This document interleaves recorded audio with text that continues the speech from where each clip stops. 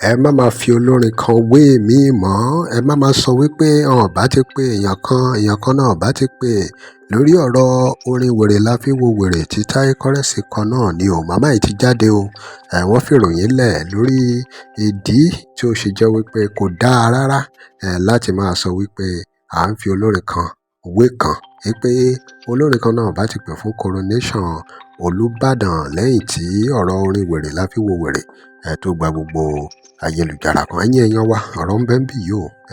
Màmá yìí tú àwọn kankan palẹ̀ nípa bórin ṣe jẹ́ gangan àti ohun tó sopọ̀ mọ́ orin. Kí ni màmá yìí sọ nípa ọ̀rọ̀ ìgbéraga tó rin? Báwo lọ̀rọ̀ yìí ṣe kan Táyé Currency? Kí ni àwọn ohun tí ìyá yìí fi lẹ̀? Ẹ̀yin èèyàn wa, nǹkan ń bẹnu fọ́nrán yìí o. Ẹ ṣe mọ̀ pé àwọn kan tẹ́lẹ̀tẹ́lẹ̀ wọ́n ti ń compare Táyé Currency pẹ̀lú Saheed Òṣùpá, pé wọ́n bá ti pè Saheed Òṣùpá, àwọn kan ní wọ́n bá ti pè K1, àwọn kan ní wọ́n bá ti pè àwọn olórin míì, wọ́n ní merengue oríṣiríṣi. Ẹ̀yin èèyàn wa, kí lè ròyìn? Ẹ̀wọ̀n gbogbo ẹlẹ́gbọ̀ nínú fọ́nrán yẹn, gbóhùn lẹ́nu màmá ìkẹgbọ́n ohun tí wọ́n sọ nípa ìdí tí ò ṣe dáa rárá láti máa fi olórin kan wé kejì. Táyé Currency, mo wọnú ilé yín wá. Nínú gbogbo wa, ta ló mọ orin gangan, orin fúnra ara rẹ̀ ní ẹ̀mí mímọ́ Ọlọ́run alààyè? Kì í ṣẹni tó kọrin ni mò ń sọ o, orin gangan fún rẹ̀. Orin wòlímọ̀ ni, orin chọ́ọ̀chì ni, orin fújì ni, orin lórin jẹ́. Ta ló mọ orin gangan ní ẹ̀mí mímọ́ Ọlọ́run alààyè? Fún ẹ̀yin ọmọ kéékèèké tẹ́ ń dìde bọ̀ àti àwọn akọrin tó wà níta, mo mú yìí wá fún yín.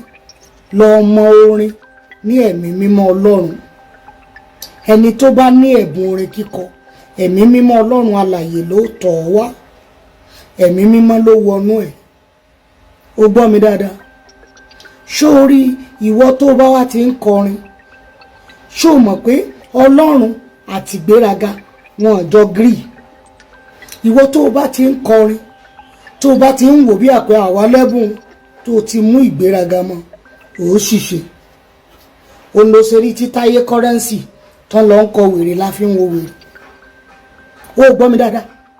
Ọlọ́run ò ní jẹ́ kémi àti yín ṣìṣe nínú ayé. Ìwọ tó bá ti ń kọrin, mọ̀ pé ẹ̀mí mímọ́ kan ló ń bá ọ rìnrìn àjò.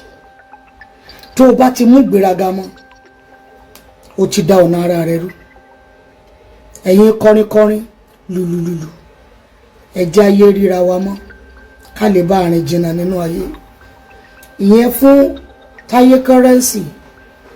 Fún àwọn tó ń compare Táyé Currency pé lágbájá ni wọ́n bá ti pè, wọ́n bá ti mọ́ gbé Táyé Currency.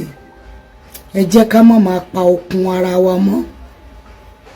Àwọn ọmọ ológo lórílẹ̀‐èdè wa fúnra ara wa là ń fọwọ́ dín ọwọ́ ara wa dé okun inú wọn kù. Ojú ọ̀run ó fẹ̀ láì fagagbága. O gbọ́ mi. Orin tí Táyé Currency tó bá kọ, ọ̀tọ̀ làwọn tí ó gbádùn rẹ̀. Orin tẹ́lòmíì bá kọ, ọ̀tọ̀ làwọn tó ń gbádùn rẹ̀. Ẹ má jẹ́ á máa dín okun inú ara wa kù mọ́. Ìwọ tó rí mi wò ní ìsìn, tẹ́nìkan bá ń sọ fún ọ pé ẹnìkan mọ̀ nǹkan ṣe dáadáa jù wọ́ lọ, ṣénú rẹ̀ ó dùn?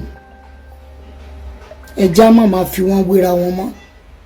Ní téèyàn bá ṣe tí ò dání ká lọ bẹ̀ straight ká sì bá wí torí ọ̀la. O ò mọ ògo tọmọ tiẹ̀ náà dìmú tàbí tíwọ náà dìmú lọ́la. Ẹja ṣe jẹ́jẹ́, ó sì dá mi lójú pé yóò dára fún wọn. Ìròyìn tí mo wá kà ń ta lónìí nìyí. Fún wọn tó ń rí mi nígbà àkọ́kọ́, ìràwọ̀ 12 lórúkọ mi. Ìròyìn mò ń kà f'Adániwáyé. Gbogbo ìràwọ̀ tí Adániwáyé dá ni mò ń kà ròyìn fún. Gbọ́ àwọn ìròyìn mi mìíràn. Ire o. Tó òun lẹ ti gbọ́ yìí ẹ̀yin èèyàn wa, kí lè ròyìn? Ẹ dá sí. Ẹ ti gbọ́ ohun tí màmá yìí tú kalẹ̀. Báwo ló ṣe rí lọ́dọ̀ yín? Ọlọ́run tó kọjú sí èèyàn kan, ẹ̀yìn ló kọ sí ọmọ ẹlòmíì. Ẹ dá sí, ẹ drop comment here. Remember to like, share, and follow us. Thanks for watching. I love ìpolówó ọjà fún ìpolówó ọjà pé WhatsApp number page.